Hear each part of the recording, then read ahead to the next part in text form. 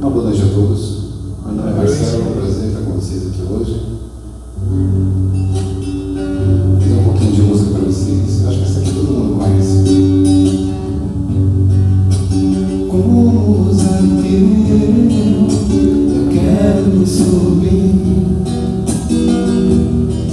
o mais alto que eu puder, só pra te ver, olhar para ti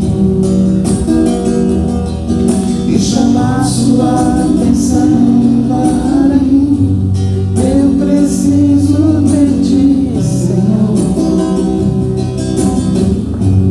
Eu preciso de ti, ó Pai. Sou pequeno demais, me dá a tua paz, largo tudo pra te seguir.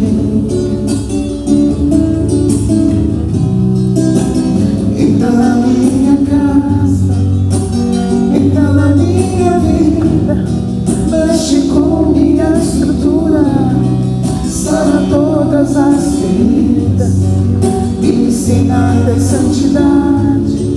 Quero amar somente a ti, porque o Senhor é meu bem maior. Faz um milagre em mim.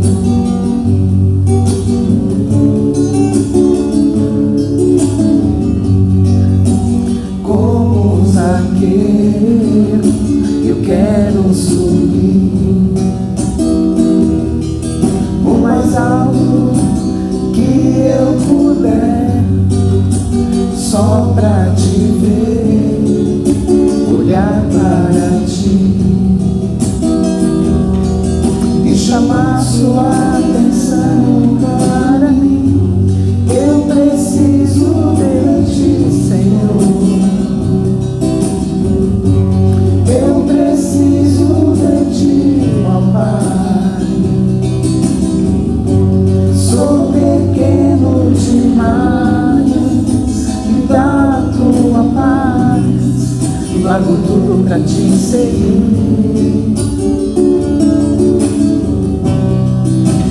Entra na minha casa, entra na minha vida, mexe com minha estrutura, sara todas as feridas, me ensina a ter santidade.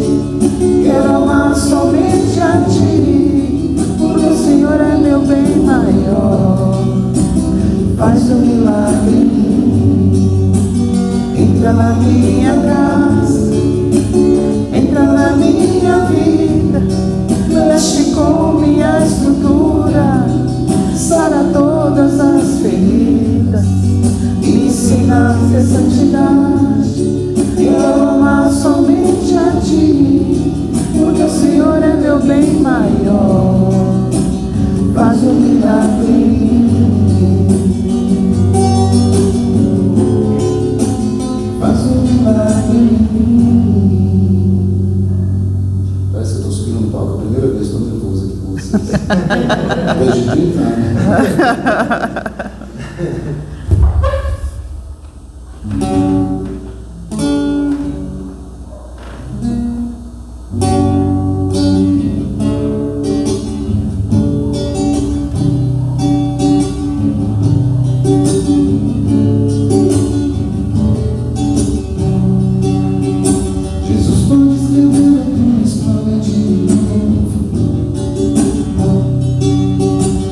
Olha o que ele fez comigo.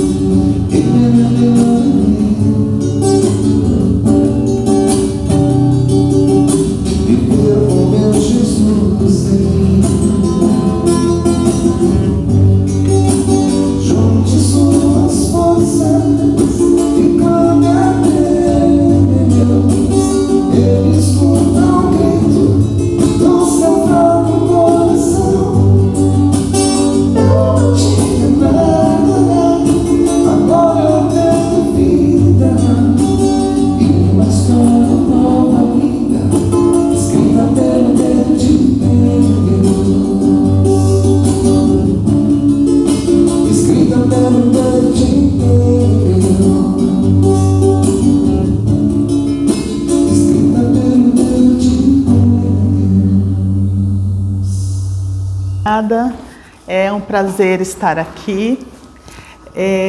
Primeiro eu gostaria de me apresentar. Meu nome é Daniela, faço parte da equipe de trabalhadores da USE, aqui da região de Santo Amaro, e também colaboradora do Centro Espírita Seara do Mestre, que fica aqui pertinho, né, na Vila Rubi. Eu gostaria de dizer que é um prazer estar aqui. A gente agradece muito pela casa abrir as portas para a USE, porque o nosso objetivo é esse, né? Nosso objetivo é reunir forças, somar forças para transformar para fortalecer ainda mais o nosso movimento espírita aqui na região de Santo Amaro. Então, agradeço a casa aqui pela oportunidade. E hoje nós vamos falar sobre esse tema, penas futuras segundo o Espiritismo. Esse tema, gente, ele tem base no que nós... Ai, meu Deus, peraí. Não tá indo. Foi? Ah, foi. Agora foi. Ah, desculpa. Não foi. Mais um? Não. Mas não tem problema. Se não for, não tem problema. Tá. Se você puder avançar 2, por favor. Isso. A USE Distrital de Santo Amaro, ela faz parte de um trabalho maior que parte do Estado, né? A USE estadual, ela foi fundada em 1947, no primeiro Congresso Espírita do Estado de São Paulo, né? E todo o seu objetivo, como eu mencionei para vocês, está voltado para o apoio, o desenvolvimento e o fortalecimento dos trabalhos do movimento espírita no Estado de São Paulo. E cabe à USE Distrital Santo Amaro realizar esse trabalho em menor escala aqui na nossa região. Menor escala, forma de dizer, né? Porque Santo Amaro é uma das maiores regiões que a gente tem em São Paulo. Porque Santo Amaro começa lá um pouquinho depois, pra gente, tá, gente? Do nosso território aqui, um pouquinho depois, antes, na verdade, da Vereador José Diniz, vai até Parelheiros, Jardim Ângela, Capão Redondo, Varginha. Então, é um território gigantesco, né? E esse é o nosso objetivo. Unificação, fortalecimento sempre da nossa doutrina, para que a gente tenha uma base coesa. É importantíssimo a gente reconhecer nas obras de Kardec os grandes fundamentos para o nosso estudo, para a compreensão da doutrina, né? E é por isso que, se você puder, pode pular. E é por isso que é importante nós termos como base a codificação elaborada, transcrita, como aqui mencionou a Luísa, por Kardec, né? A gente sabe que a doutrina ela foi codificada, ela não é de Kardec, não partiu de suas próprias ideias, né? Informações, conhecimentos, todas advindas da espiritualidade. O livro Céu e Inferno foi o 4º livro publicado em 1865, completando em 2025 160 anos. O objetivo maior desse livro, nós conhecermos o que acontece após a morte. O Livro dos Espíritos nos permite uma reflexão, né? Tem um grande viés filosófico da nossa doutrina. O Evangelho e o Livro dos Médiuns nos dão a ideia e a conotação da transformação moral e como que se dá esse contato entre o mundo material e o mundo espiritual. E nós temos como quarto livro, fundamento, entender o que acontece com o indivíduo, com o espírito, após a perda dessa matéria, desse corpo material. Nós somos todos filhos, temos todos origem em uma cultura judaico-cristã, né? Que nós tememos o que nós não conhecemos. Quantos de nós não ouviu quando era pequeno, não faz coisa errada, senão você vai para o inferno. A gente ouviu muito isso, né? Se você cometer algum pecado, você vai para o E aí a gente tinha até medo de ouvir a palavra. Tem gente que nem fala a palavra para não atrair, né? E toda essa cultura, ela não nasceu ontem, ela não nasceu há 100 anos, ela não nasceu há 160 anos. Isso faz parte da história da humanidade, temer o que não se conhece. E não existe nada mais obscuro para nós do que o pós-morte. Então, quando nós falamos dessa estrutura do livro Céu e Inferno, nós temos alguns conceitos que tratam sobre o céu, sobre o inferno, anjos e demônios, né? Temor da morte, o porquê não invocar espíritos e as penas futuras. Isso tudo está na primeira parte do livro. Na segunda parte do livro, nós temos os exemplos. Diversos espíritos que se comunicaram através das médiuns com Kardec e trouxeram as suas informações, os seus exemplos para que Kardec pudesse de fato entender o que vem acontecer após a morte. E aí, gente, pensando nessa nossa cultura judaica cristã, do medo, né, do que vem acontecer, vocês lembram da brincadeira da amarelinha? Onde que a gente não podia pisar de jeito nenhum? No inferno. Não podia pisar lá, né? Tinha que pular, tinha que fazer todo o esforço para não pisar na casinha ali do inferno. E por que isso?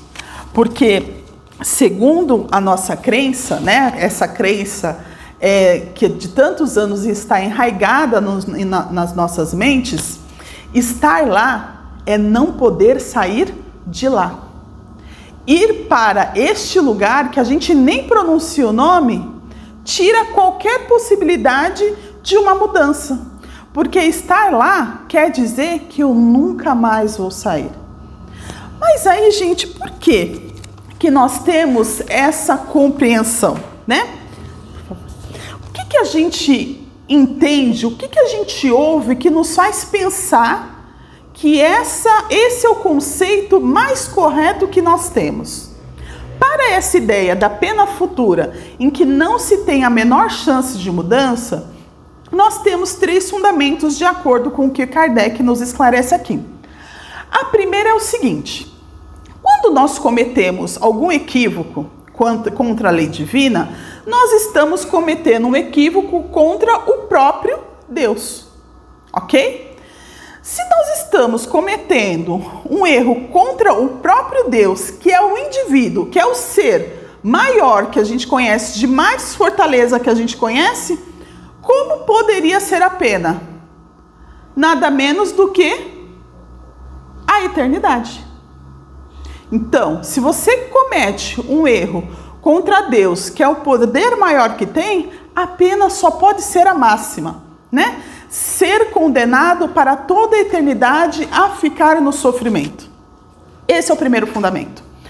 O segundo fundamento está na ideia de que, se a pessoa que foi muito boa, que foi muito legal a vida inteira, vai para o céu, vai para um lugar muito legal, a pessoa que comete os seus equívocos, os seus erros, por uma lógica, tem que estar em um lugar oposto, certo? Então tem que ir para aquele lugar que a gente não fala nem o nome. E qual é a terceira razão para essa ideia ter se consolidado por tanto tempo? O temor do castigo. Lembra que eu falei? O que a gente não conhece, a gente tem medo. Então, se eu falo, não vá cometer nenhum pecado, porque senão você vai para o inferno, a gente não sabe o que é. O castigo maior de estar num lugar muito ruim para toda a eternidade é impensável, certo? Temos aí os 3 fundamentos para compreender essa ideia da pena futura. Mas vamos lá. Gente, vamos pensar junto comigo aqui. Tendo em vista que essa ideia colocava um freio entre os homens, aquelas pessoas que já tinham essa ideia há tanto tempo atrás, elas deixavam de cometer esse erro, os erros que cometiam? Não deixavam de cometer. Tanto que a pena existia, porque o erro existia também, certo? Outra coisa, quando Jesus esteve aqui na Terra, ele nos apresentou um ser totalmente diferente que é essa figura divina, como nós poderíamos ter esse Pai tão amoroso, esse Pai tão maravilhoso, mas tão vingativo? Não é uma ideia contraditória? A figura que Jesus nos apresentou, esse Pai que nos ama, que nos dá a oportunidade, em contraponto, o ser que pune para toda a eternidade. É uma grande contradição, né? E nós só conseguimos idealizar essa questão porque nós ainda materializamos e humanizamos muito essa figura divina. Sabe a ideia que nós temos do senhorzinho no trono, de barba branca, cabelo branco? Essa é a figura que muitos têm ainda de Deus. Lá no livro dos Espíritos, o que nós temos de resposta quando Kardec pergunta o que é Deus? Deus é a inteligência suprema, causa primária de todas as coisas. Ele não dá características, ele tem o cabelinho branco, ele é forte, ele é fraco, ele mora em um determinado lugar ou em outro, não. Os espíritos dão, na verdade, uma resposta para que a gente possa ter uma vaga ideia. Porque na nossa compreensão, na nossa condição hoje, nós não temos a possibilidade de conhecer e compreender a Deus em sua magnitude, né?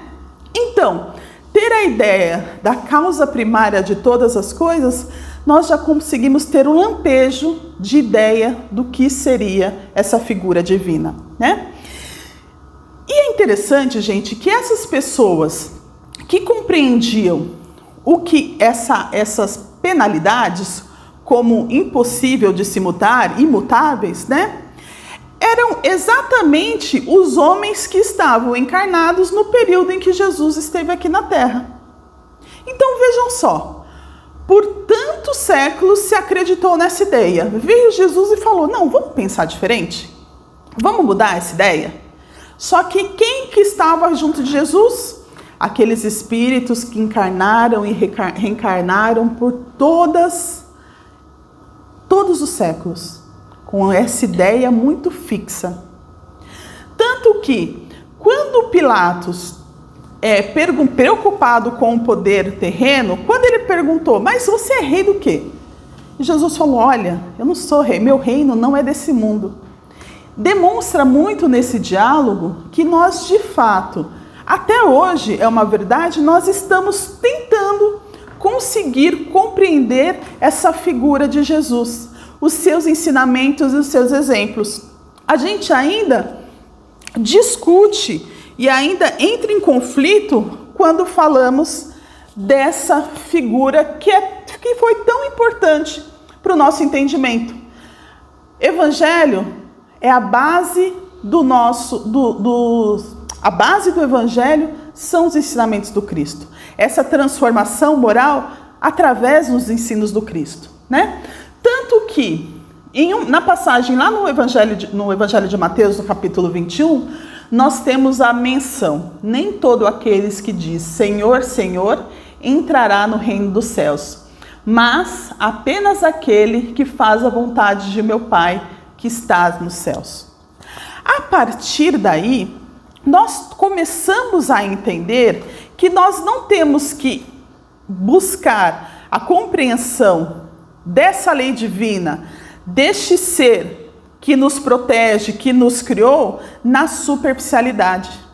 Não é só o parecer ser, não é só o achar que acredita, porque eu ouvi falar. Não, é buscar vivenciar isso, né? E é por isso que Quando a gente fala em Deus, a gente precisa buscar essa compreensão de que Deus não é humano. Tirar a ideia humanizada de Deus. Os gregos, eles tinham um conceito de que os deuses tinham exatamente os mesmos sentimentos que os seres humanos. Então eles sentiam raiva, eles tinham a ira, ódio, amor, ciúme. E aí, quando eles observavam que os meros mortais cometiam os seus deslizes, como que eles praticavam a sua condenação? De acordo com a ideia humana. Mas a gente sabe que estamos ainda mais a gente aqui, né? No mundo de provas e expiações. A gente está distante do Cristo, que dirá dessa figura divina, né? E aí, gente, conhecendo os ensinamentos do Cristo, nós vamos perceber que essa misericórdia, ela tem que ser observada e entendida de forma racional. O que Kardec nos ensinou desde lá das respostas das perguntas dos livros para os espíritos que ele editou e que trouxe tantos esclarecimentos para a gente, que nós precisamos ter uma fé raciocinada, pensar muito, observar, estudar e não somente acreditar pelo acreditar, né? Se nós acreditamos que nós não estamos na nossa melhor condição e podemos nos aperfeiçoar, nós encarnados, analisando individualmente, olhando no espelho, se a gente consegue pensar que nós ainda podemos melhorar, se nós tirarmos essa veste material, se nós tirarmos esse corpo, ficamos com o nosso espírito. Se nós, como indivíduos encarnados, podemos melhorar, o porquê não podemos melhorar também como espíritos? Indivíduos criados para a perfeição e não para o sofrimento. Para nós atingirmos essa perfeição, precisamos passar por todas as situações que a vida nos traz, de modo a compreendermos verdadeiramente o que é essa transformação. Por isso que a gente também lê lá no livro Céu e Inferno que Deus não nos criou perfeitos. Porque para a gente chegar a um patamar diferente do que nós estamos hoje, nós precisamos aprender. Nos colocar simplesmente em uma condição melhor não nos traz a possibilidade do entendimento. A gente só aprende vivenciando, né? E aí, gente, se a gente entende que Deus, Ele é justo, Ele é bom, vai ficar muito fácil de compreender que essa ideia da pena eterna morreu, acabou, é lá que você vai ficar. É um grande equívoco, porque as ideias não vão se unir, porque uma não compartilha com a outra, né? Como eu falei para vocês, Deus, Ele criou cada indivíduo e permanece criando cada indivíduo para se transformar. Começamos dos simples e ignorantes e podemos chegar à perfeição relativa, né? Que é o que a gente lê no livro dos Espíritos. Mas para isso nós precisamos vivenciar todas as experiências, buscando essa transformação. Obviamente que nós vamos passar pelas lutas, pelas nossas paixões, né? Tentando resolver todos os problemas que quem cria? Cada um de nós, né? Deus não cria nenhum problema para a gente. Todas as dificuldades que nós enfrentamos têm base nas nossas próprias ações. Vou dar um exemplo para vocês, né? Um exemplo muito do dia a dia. A gente ama se alimentar de tudo que o mundo nos oferece, né? Não, né? Mais ou menos. Coisa para você dar exemplo. Exatamente, mas é o que me pega, amor. Então, vamos pensar lá. Ai, tem os docinhos maravilhosos, tem as friturinhas maravilhosas, tem tudo que é muito bom de comer, não é verdade? Se a gente exagera, vai dar problema na saúde, não é verdade? E tem como falar que isso é culpa de Deus? Se a gente que vai lá no final de semana fala que é o dia do lixo, e aí se acaba no lixo, né? Não dá para colocar a culpa em Deus, né? As nossas ações terão repercussão para a vida de quem? De nós mesmos, de mais ninguém, né? Por favor. E é por isso que é importante, né? Como a gente faz lá no aplicativo que nos dá a ideia do destino que nós precisamos ter. Recalcular as rotas. Podemos sempre mudar os caminhos. Para chegarmos à perfeição, essa perfeição relativa que a gente observa no Livro dos Espíritos, no Evangelho, existem vários caminhos. Muitos caminhos que nos levam a Deus. Nós estamos aqui compreendendo, estudando, né, nos inserindo na doutrina espírita. Isso é bom, muito bom para gente. Para a pessoa que está professando a fé católica, aquele caminho é muito bom para eles. Quem está na igreja evangélica, aquele caminho é muito bom para eles. Não existe um caminho absoluto. Existe um sentimento que nós precisamos preservar onde quer que estivermos. Professar a fé que possamos professar. A gente não descarta jamais o amor, que foi o sentimento que Jesus nos dedicou, de modo a nós observarmos outras formas de agir, né? E se nós consideramos que é possível, até o último minuto de vida, a pessoa se arrepender de todos os seus pecados, de todos os seus erros e ser perdoado, por que não nós que acreditamos na sobrevida do espírito após a morte do corpo, por que esse arrependimento não poderia vir depois? Vamos pensar no exemplo clássico de André Luiz? Ele não passou por um momento de dificuldade após o retorno do seu espírito à pátria espiritual? Ele não obteve ajuda a partir do momento que ele quis receber essa ajuda? E a partir daí, seguir um caminho totalmente diferente? Assim acontece com todos os seres, com todos os indivíduos, né? Essa transformação, ela pode acontecer, vai depender de cada um. Certo é que nós não somos condenados a vivenciar em um mesmo lugar para toda a eternidade, né? Vamos pensar, gente, isso daqui são os primeiros rabiscos de Oscar Niemeyer quando ele começou a projetar Brasília, ok? Para chegar ao que nós temos hoje, a Brasília tem um formato muito parecido com um avião, né? Para chegar ao que tem hoje, em todo o desenvolvimento daquele espaço urbano, ele precisou de um projeto. Do primeiro rabisco até o projeto final assinado e sacramentado para começar a transformação, todas as fases foram importantes, todas. Isso quer dizer que nós podemos aplicar exatamente esse conceito para a nossa trajetória espiritual. Fomos criados simples e ignorantes, ok? E a partir de todas as nossas encarnações, nós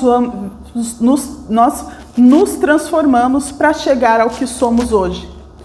E todas as fases que nós vivenciamos foram importantes para chegarmos até aqui. Todas. E é por isso que a gente não pode pensar no arrependimento, putz, aquele erro que eu cometi lá na minha encarnação, né? Quando eu fui a princesa ou quando eu fui escravizado. A gente não precisa se arrepender do erro cometido, porque o erro cometido nos trouxe até aqui. Nos trouxe a esse momento e nós temos que ter a certeza que nós não somos ainda perfeitos. Vamos cometer outros erros e teremos a possibilidade de transformar esses equívocos em ensinamentos. Por favor. Assim como a humanidade passou por uma transformação fisiológica, uma mudança, né, que nós observamos, né, nos livros, uma mudança de comportamento físico na sua condição de relacionamentos, podemos também ter essa transformação moral. Esse aprimoramento que ele não se acaba com o corpo. Nós levamos para onde quer que estivermos essas conquistas. E essas conquistas são os verdadeiros tesouros que nós conquistamos ao longo da nossa vida e da nossa trajetória espiritual. Lá no Livro dos Espíritos, a gente tem as seguintes menções, nas questões 1006 e 1009. Podem durar eternamente o sofrimento dos espíritos? Os espíritos dizem que não. Os sofrimentos são eternos até nós compreendermos os nossos erros. A partir do momento que nós deixarmos essas mazelas de lado, aí a coisa vai mudar totalmente de figura, né? Na 1009 ele diz assim, assim as penas impostas jamais o são por toda a eternidade, e aí ele nos chama para o raciocínio. Observe o seu bom senso, observa o que você me perguntou. Eu amo essas respostas dos espíritos. Observa essa questão com bom senso, a vossa razão, e perguntai-lhes se uma condenação perpétua, motivada por alguns momentos de erro, não seria a negação da bondade de Deus. É isso, gente. Nós compreendermos que a bondade divina, ela ultrapassa qualquer entendimento equivocado que nós possamos ter, né? E quando a gente pensa nessa ideia que a gente ainda tem muito enraizado em nós da carne fraca, não consegui resistir ao chocolate da minha dieta, não consegui resistir ao pavê de domingo, né? Porque a carne é fraca. Kardec nos diz que o problema não é a carne. Se nós tirarmos o espírito dessa carne aqui densa, o que vai ficar? Nada. Então, a questão, as dificuldades não estão na carne. As dificuldades estão no espírito. Então, a partir de hoje, a gente não vai mais falar que a carne é fraca, combinado? Porque a gente vai trabalhar para depurar o nosso espírito, por favor. Não tem mais desculpa, Ju. Porque assim, gente... Porque assim, quando a gente fala nesse bem-estar, né, a gente fala na transformação, se a gente for observar a nossa vida como um todo, Joana de Ângeles fala muito sobre isso, a gente é um indivíduo que está inserido em diversos momentos, né? Então nós somos indivíduos que estão lá no social, que está no seio familiar, tem a questão de saúde. E eu pergunto para vocês, quando a gente tem qualquer questão lá dentro da nossa casa, a gente consegue deixar o problema na nossa casa e ir trabalhar como se nada tivesse acontecido? Não. Quando a gente está com um problema no nosso trabalho, a gente volta para casa, a gente larga o problema na calçada e só pega de novo quando passa por ali? Não. Porque nós somos indivíduos vivenciando todas as nossas experiências, todas elas, né? Ao mesmo tempo. Não tem como dividir uma coisa de outra. Nós conseguimos separar, mas a gente não consegue deixar de vivenciar, de pensar, né? Então, chegamos ao nosso Código Penal da Vida Futura. O que Kardec diz sobre essa legislação divina? Foram colocados todos esses artigos a partir das observações. Os espíritos foram se comunicando, ele foi observando a condição de um, o que acontecia com esse, observando a condição do outro, vendo o que estava acontecendo com o outro, e aí se criou essa ideia. Para que a gente saia do modo condenação eterna, A ideia é que cada indivíduo responde segundo as suas obras. Não é que nem a nossa legislação, que é assim, ó, matar é crime. Pena de 5 a 30 anos. E tá pronto. Aplica-se dessa forma para todos. Não. A misericórdia divina, ela é maravilhosa e ela vai observar cada indivíduo, cada uma das suas ações, cada um dos seus equívocos. Então, lá no 13º item, ele fala assim, ó, que a duração do castigo está subordinada ao aperfeiçoamento do espírito culpado. Então, pode ter um indivíduo, 2 indivíduos que cometeram exatamente o mesmo equívoco, o mesmo deslizes e ter uma conotação diferente. Porque se, por exemplo, eu cometo o mesmo deslize que o Júnior, você vai ser meu exemplo de novo hoje, tá? Eu tá aqui. Se eu cometo o mesmo erro, ele se arrepende primeiro do que eu, ele vai caminhar na minha frente. E o tratamento da situação dele vai ser diferente do tratamento que vai ser dado para a minha situação. Às vezes a gente fica preocupado, a gente se preocupa muito com a impunidade, né? Poxa, mas a pessoa, vou perdoar, a pessoa vai ficar lá impune, não vai acontecer nada com ela. Olha o que diz ali o 16º item do código. O arrependimento é o primeiro passo para o aperfeiçoamento, mas sozinho não basta. São precisas ainda a expiação e a reparação. Então, se o indivíduo se arrependeu do erro cometido, de acordo com a misericórdia, com a justiça divina, ele ainda vai ter que passar por 2 fases, a expiação e a reparação. Nós estamos muito acostumados com a nossa legislação, que às vezes deixa alguns crimes impunes, né, aos nossos olhos.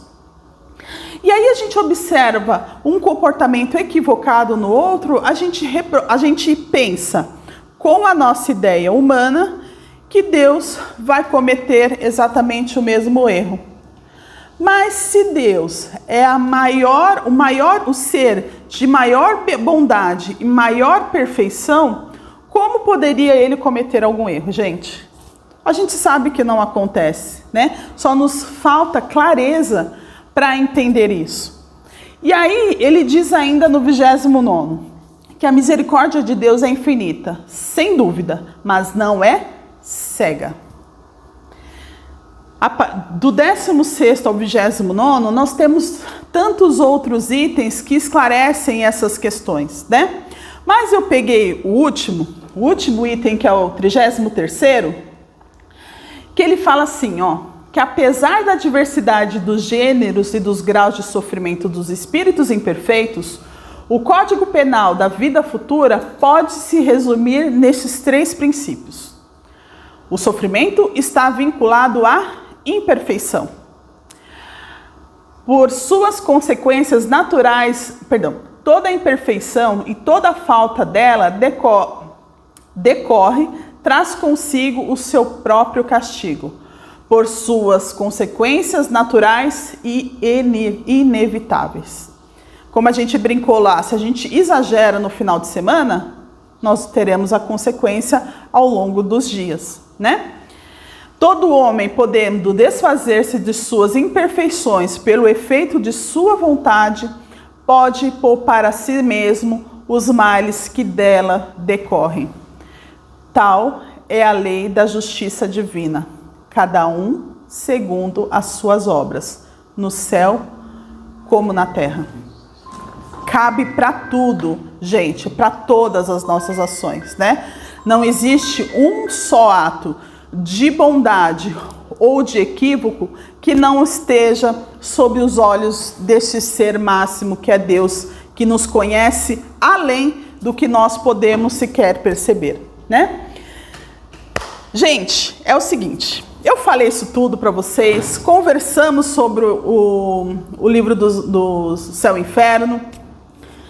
Mas esse foi só um pedacinho do que a gente pretende fazer no nosso simpósio que vai acontecer no dia 2 de novembro, lá no Seara do Mestre, que é o centro que eu frequento por acaso. Então, no dia 2, a gente vai falar sobre a imortalidade e evolução, o espírito na jornada além da morte. Então, a gente vai falar sobre o umbral e o inferno, a gente vai falar sobre os céus e colônias espirituais, as penas futuras e as tentações. Possibilidades de nós estudarmos e conhecermos ainda mais a nossa codificação.